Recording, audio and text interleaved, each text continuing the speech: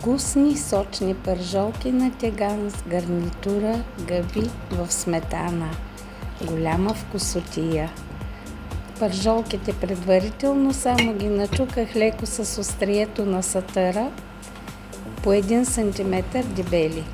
Сложих в тягана да се запържат от едната страна. След като добиха златист апетитен загар, ги обърнах и ги запържих и от другата страна. Подправките слагам след като станат готови.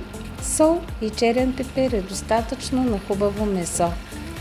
Оставям ги да си починат, дори ги завих под фолио. През това време в същата мазнина добавям лука и чесъна. Запържвам ги до златисто. Когато станат готови, добавям половин килограм печурки, нарязани на филийки.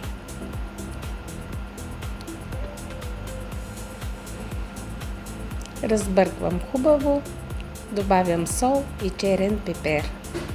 Пържа гъбките с малко масълце за вкус. Когато гъбките останат на мазнина, изпари се водата, добавям сметаната. След като добавя сметаната, им трябват още 3-4 минутки и вечерята е готова. Сервирам с пържолка и ако имате чаша хубаво вино или студена биричка. На здраве!